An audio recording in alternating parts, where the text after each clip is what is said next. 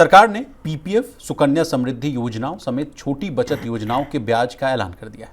इस बार भी ब्याज दर में कोई बदलाव नहीं किया गया, जबकि हाल ही के महीनों में सर प्रवीण सर, भारतीय रिजर्व बैंक जो है आरबीआई द्वारा जो रेपो रेट में 100 बेसिस पॉइंट्स की कटौती की गई थी। Praveen sir, small saving schemes Bharat में हाउस होल्ड सेविंग्स का जो है मेजर सोर्स है और इसमें 12 इंस्ट्रूमेंट जो हैं, जहाँ तक मुझे याद है सर, शामिल है। इन स्कीम्स में डिपॉजिटर्स को उनके पैसे पर जो है तय ब्याज मिलता है। सभी स्मॉल सेविंग स्कीम से हुए कलेक्शन को नेशनल स्मॉल सेविंग फंड यानी एनएसएसएफ में जो है जमा किया जाता है। और कहा तो ये भी जाता है सर कि स्मॉल सेविंग स्कीम्स जो है सरकारी घाटे के फाइनेंसिंग की सोर्स के रूप में काम भी करती हैं। फिर इसके रेट्स अनचेंज्ड रखना ये क्या संकेत देता है सर, हम आपसे समझना चाहेंगे।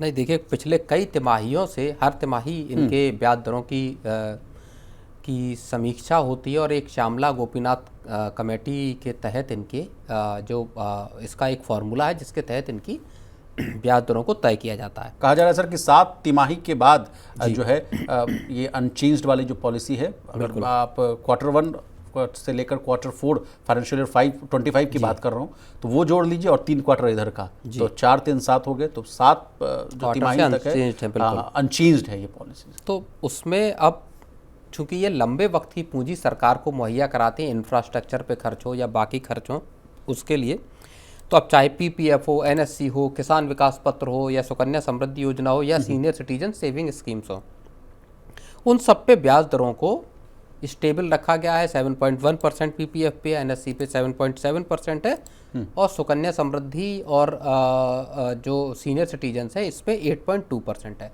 ठीक है सर। तो ये देखिए, इस स्मॉल सेविंग स्कीम्स में इस वक्त ब्याज दरों को अनचेंज रखना इसलिए बहुत महत्वपूर्ण है क्योंकि पूरा का पूरा जो ब्याज दरों का साइकिल है वो दरअसल नीचे जा रहा है। आप इनकी तुलना कीजिए एफडी की ब्याज दरों से। वहाँ 6% है। 5 साल 6 साल की जो भी आप एफडी करा रहे हैं, वहाँ पे लगातार जैसे ही आरबीआई ने रेट कट करना शुरू किया, बैंकों ने ब्याज दरें घटानी शुरू कर दी, जमा पे भी और आपके कर्ज पे भी जी। दूसरी तरफ ये जो स्कीम है मेजरली पोस्ट ऑफिस की स्कीम है और वहाँ पे आपको अगर स्टेबल रिटर्न मिल रहा है बिना किसी कटौती के, और जो 7 तिमाहियाँ आप जो बता रहे हैं वहाँ पे, तो ये जाहिर तौर पर देखिए, सबसे बड़ी बात ये है कि इन स्कीमों में पैसा लगाने वाला जो बड़ा तबका है वो रूरल इंडिया है जी। गांव देहात के रिटायर्ड लोग, पेंशनर्स, ये लोग इन स्कीमों में पैसा लगाते हैं कि अपना साहब 5 साल के लिए 7 साल के लिए आपका सेविंग हो।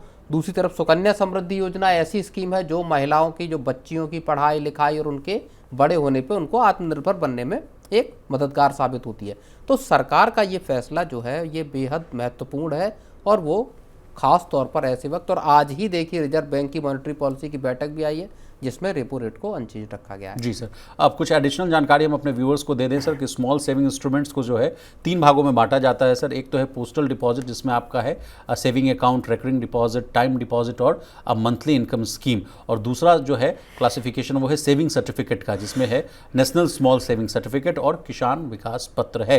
और तीसरा क्लासिफिकेशन जो है प्रवीण सर वो सोशल सिक्योरिटी स्कीम्स का है, जिसमें आपने ठीक कहा सुकन्या समृद्धि योजना है, सार्वजनिक भविष्य निधि यानी जिसको कि आप पीपीएफ के नाम से जानते हैं, और तीसरा है वरिष्ठ नागरिक जो है बचत योजना यानी जिसको आप जानते हैं SCSS के नाम से। तो जिस तरह से सर ने बहुत बखूबी बताया कि इसका जो लॉन्ग रन में जो इफेक्ट है उसको ध्यान में देखते हुए सरकार जो है इसके रेट्स को अनचेंज नहीं कर रही है।